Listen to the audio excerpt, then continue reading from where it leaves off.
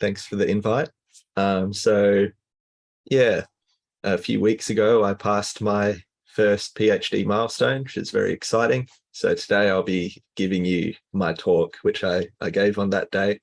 Apologies in advance. Some of the examples aren't related to plants at all, but just imagine that when I talk about dinosaur body size, I'm actually talking about maybe grain yield or something like that. All of these concepts can definitely be applied in agriculture and natural plant systems as well. So first, I'd also like to acknowledge the traditional owners of the lands we're meeting on today and pay my respects to their ancestors and descendants. We often think of natural diversity as discrete. A frog is different to a fern, is different to a sauropod. However, if we look at the diversity within a family or a species or a population, we discover that a lot of diversity in related groups is continuous. Body mass in dinosaurs is a good example, or yield in crops. Traits showing continuous variation are called quantitative traits. Selection shapes these quantitative traits to precisely fit an organism to its environment. But why are these traits continuous? The reason is that they are polygenic. There are many genes, each contributing small amounts to a trait of interest. To calculate how these genes combine to give a trait value, quantitative geneticists use additive genetic values. The additive genetic value is the sum of the small contributions that each gene makes to a trait in an individual. So, for example, we have these loci A through Z here, and they each have a small contribution to make to the total body size of the animal. This additive model is an example of a simple genotype to phenotype, or GP map.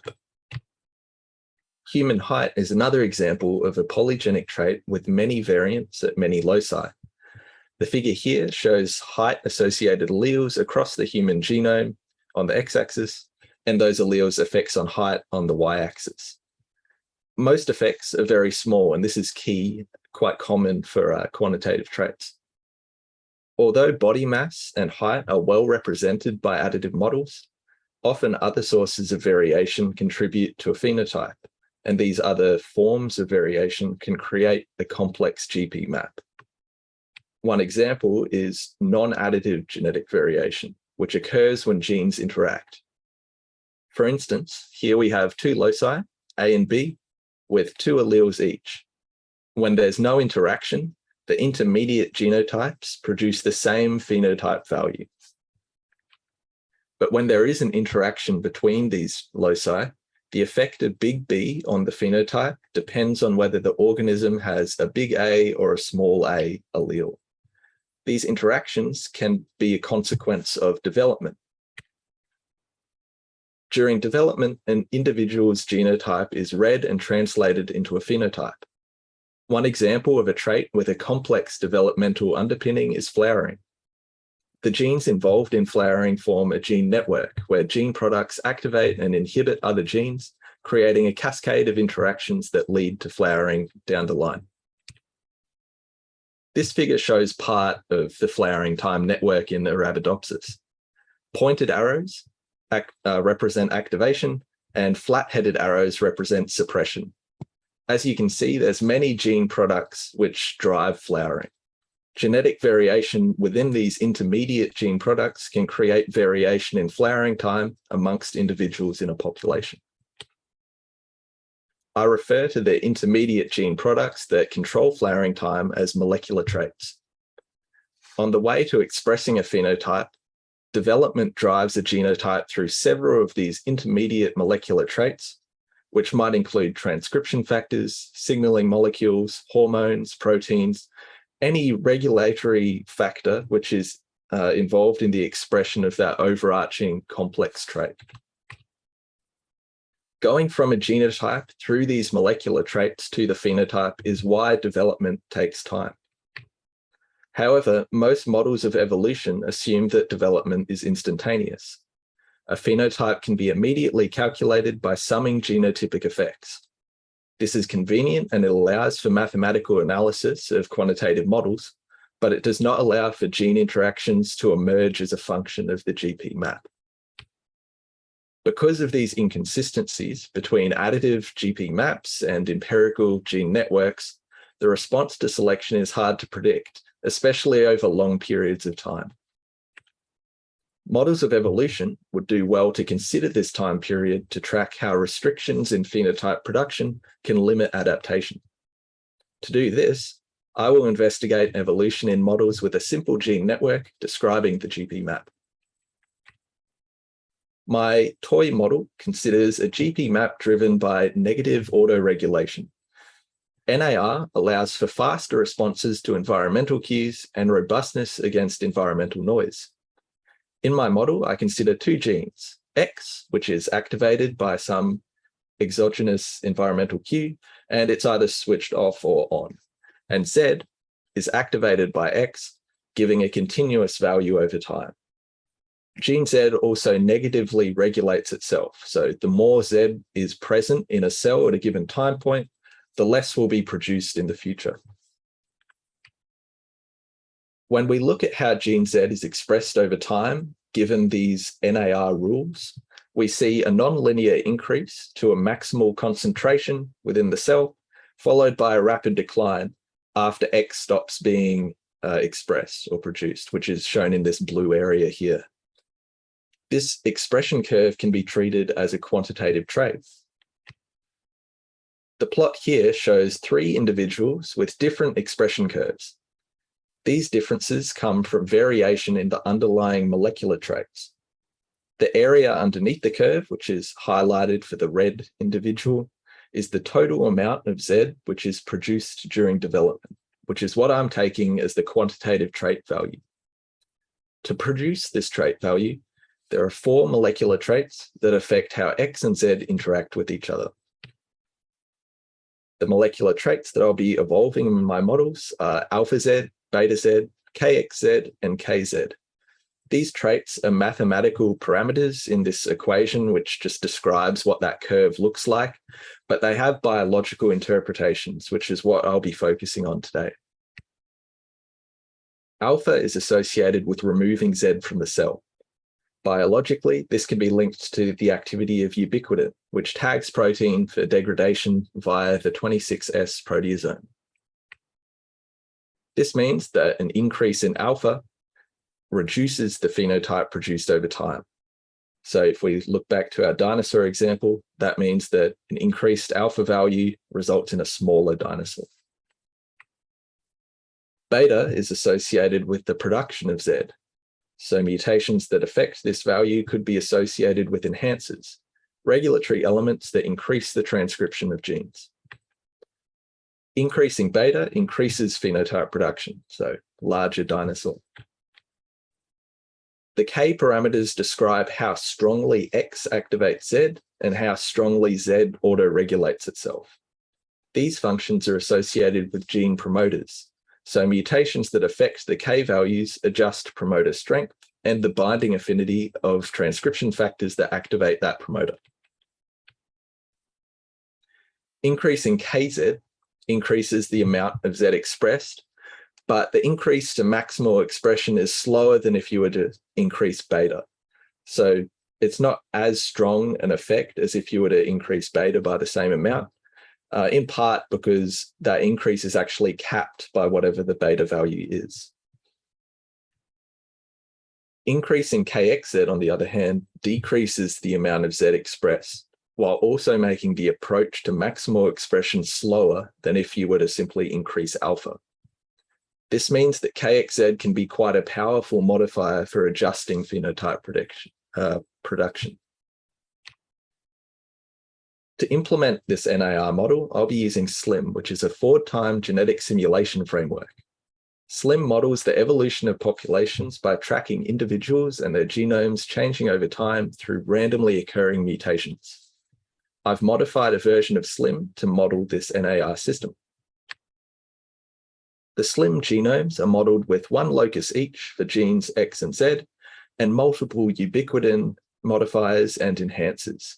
By varying the order of these genes and their structure, I can explore how genetic architecture or configurations affects GP relationships during adaptation.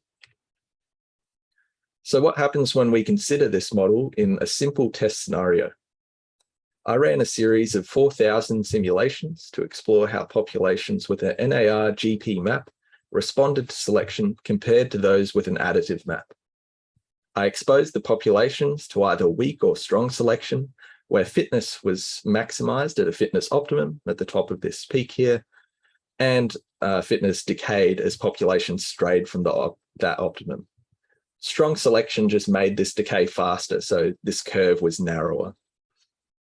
After 100,000 generations, I shifted the optimum and tracked adaptation to that new optimum phenotype. The mean population phenotype responded quickly to the optimum shift. Overall, both of the models responded quite similarly, but additive models tended to hover below the optimum after adapting, especially in the case of weak selection. The NAR models, on the other hand, were much better able to track the optimum closely. This could be because more specialized control over gene expression can better fine-tune adaptation than if all alleles were equivalent in their effect. This figure shows how the average effect size of alleles changes over time in the additive models.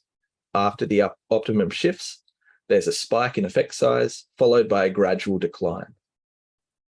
This is quite nice to see because it's a result which is shown in a lot of quantitative genetics papers, so it's good that we're reproducing that. However, in the NAR models, each of the molecular traits had a different response. After the optimum shift, KXZ and alpha, shown in orange and green, both declined quite considerably. Beta increased slightly, but overall not very much. It gradually decreased over time as well. And KZ was mostly unaffected. These observations suggest that not all of the molecular traits are contributing equally to adaptation. Following from this figure shows the landscape of molecular traits sampled across all the simulations at the end of the test period. White space is unexplored area, and the two dots are examples of populations. So, for instance, the gray population here had some value for alpha and beta, and for that combination of alpha and beta, it was able to find values in KZ and KXZ, which brought it very, very close to the optimum. However, with the population in black, it had a different combination of alpha and beta, and it wasn't able to find any combinations of KZ and KXZ to bring it any closer than around 0.1 units from that optimum. A wide range of alpha, beta, and KZ values were sampled by the populations, but not so for KXZ, which is quite limited to between 0 and 1.5. KXZ then seems to be an important driver of phenotypic change, and this harkens back to their effects on expression. Decreasing KXZ and alpha, as we saw after the optimum shifted, can quickly increase phenotype production, enabling those rapid responses to selection. Changes to the other molecular traits could help with fine-tuning the population's fit to the optimum, which might explain why we saw that better fit to the optimum in the NAR models. So having the different molecular traits might enable more nuanced responses to selection. Where can we take this model? What evolutionary questions would benefit from considering developmental time and gene interactions? I intend to produce 4 chapters for my dissertation.